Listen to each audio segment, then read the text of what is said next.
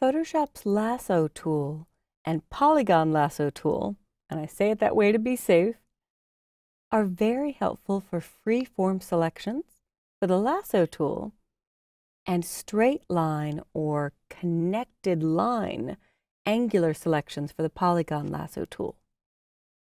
With the Lasso tool, I'm going to click it just once and show a really cool feature of Photoshop. I like this shot and I like the angle. However, this little tree in the corner is distracting my attention from the building. So I'm going to use the Lasso tool to just make a nice big freeform selection.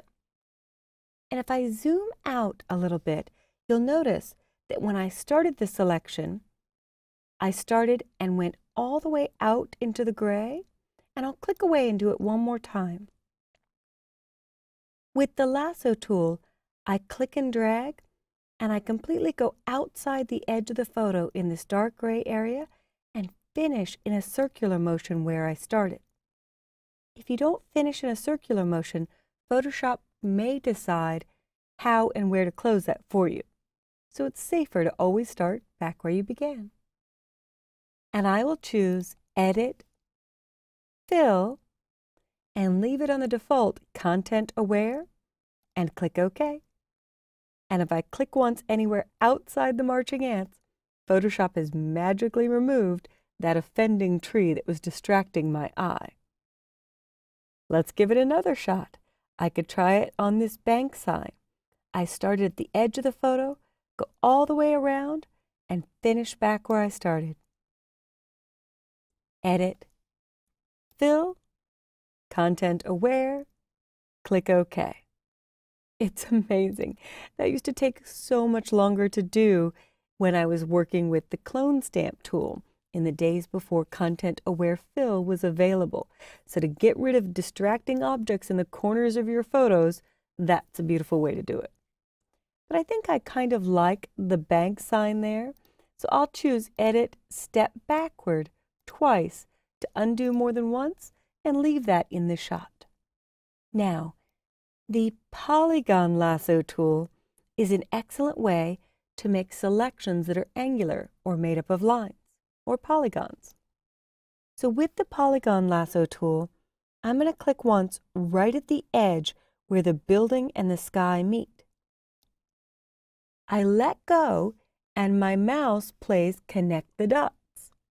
So if I come to where this little part of the building changes and click once again, I can now go up that part of the building. I'm just clicking once at each corner, and I should zoom in so I don't strain my eyes when doing this. But I think it's doing a really decent job. The difficulty I'll have on the right side is the windows are giving it some texture, picking up some sky in the background. So I'm not going to worry about being perfect there. I'll just go to the corner. I may go halfway down and then the next half down. So I clicked once, roughly in the middle of that, clicked again. And this tool can be really dangerous if you don't know you need to close your shape. There are two ways to close the shape. I could just double click and it closes it. Or if I undo, I lose everything. But I'll show you building another selection. You could just look for the point where you started and you'll see the Polygon Lasso tool icon come up and you'll close it again. But let's work with this and then I'll show you the other way to close it.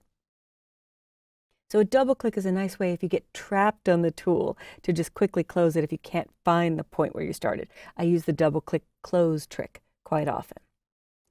I'll choose Edit, Copy. And I'm not going to bother to name the file. I just want to show you how I could rip this building out, do File New, and Photoshop knows what size I copied. I'll click OK, Edit, Paste, and actually this is isolated on its own layer. So if I hit the I next to background, I could drop the Transamerica building in San Francisco into all kinds of interesting places. And I'll let this go for now since I'm just showing you these tools for the first time. I'm not actually going to save this file. I'll close it and I'll hit Don't Save or No. And Since I've already used this selection, I'll safely deselect. But deselecting on the Polygon Lasso tool does actually start another area. That's when the double click trick is handy. So when using this tool, it may be far safer to choose Select, Deselect. And I'm going to zoom in and just imagine I want the top portion. This, what looks like a ramp at the top of the Transamerica building. I could do interesting things by angling it at different sides. I will click once at the edge, and I'm clicking at each corner. And if I get back to the point where I started, you'll see the circle indicating you're closing the shape or completing the path, and there are your marching ants. So I'm going to choose Select, Deselect, and View, Fit on Screen, and I'll go back to my Lasso tool, which is the free form. I can draw any shape I'd like to pull anything out of here, and Select, Deselect, or I could freeform select again and just click once on the outside to deselect. So on this image, see if you can remove that offending tree and see if you can make a selection of the Transamerica building and copy and paste it into your own document so it has no background.